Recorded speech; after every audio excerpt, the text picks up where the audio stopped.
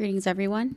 Today we're going to be talking about summarizing, but not the boring kind where you just shrink something down. This is about explaining someone else's point clearly before you jump in with your own ideas.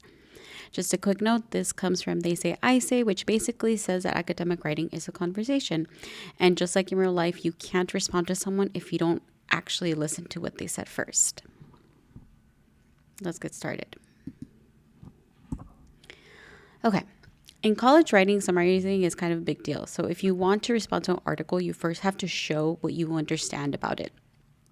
When writers skip this step, readers get confused or annoyed because it feels like you're arguing with something that wasn't actually said. Sometimes students rush to their own opinions too fast, or they don't give enough context. Other times they summarize so much that we never hear their voice at all. The goal really here is balance. All right. I want you to imagine that you're telling your best friend something really important that happened to you. You explain the details, emotions, everything. Now imagine someone else retelling that story. A lot can change even if they don't mean to mess it up.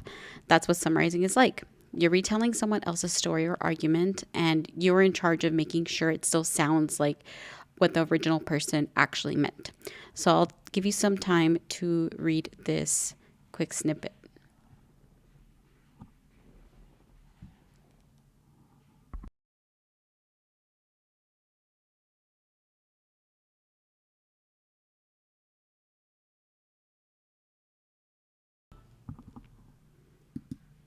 Okay.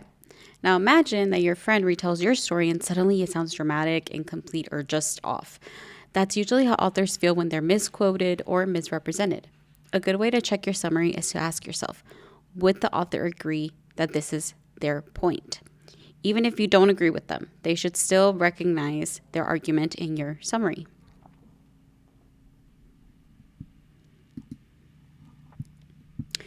So summarizing, especially summarizing well, builds trust within your reader. It shows that you did the reading and that you understand it. So when you summarize correctly, you pull out the main ideas instead of getting stuck in small ideas. Now this applies to anything you're summarizing, whether that's articles, videos, podcasts, whatever it may be. If your summary is weak, your argument ends up being weak too, because it's built on something shaky.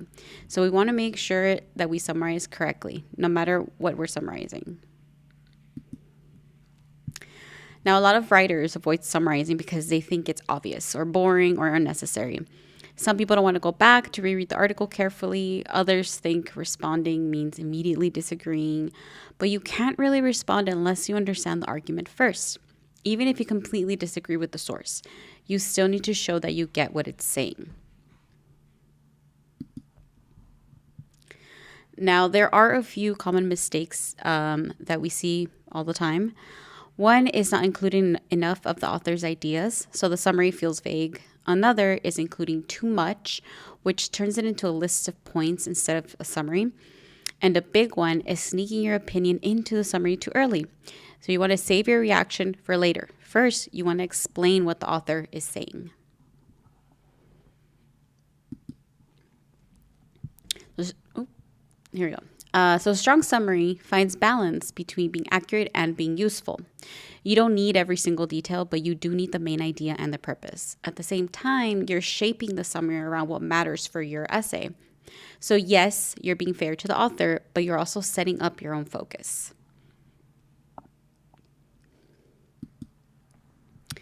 Peter Elbow talks about something called the believing game, which basically means you try just for a moment to see the argument from the author's point of view.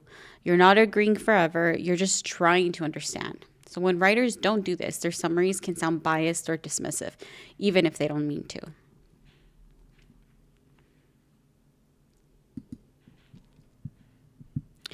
One thing you really want to avoid is the list summary.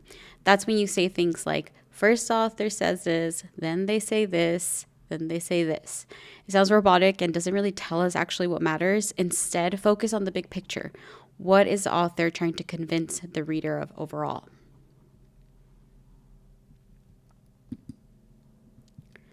Signal verbs can help you sound more clear and intentional. Words like argues, claims, explains, or critiques show that what the author is doing. Later, when you respond, you can use verbs like challenges or questions. These verbs help your writing sound more confident and less like a summary dump. Okay, to wrap this up, summarizing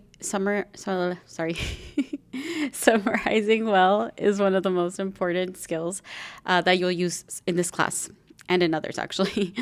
It really shows respect for other voices and helps your reader follow your thinking and makes your own argument stronger. So a good summary is fair, focused, and clear, and it sets you up to say something meaningful next. Thanks so much for listening, and I'll talk to you guys later. Bye-bye.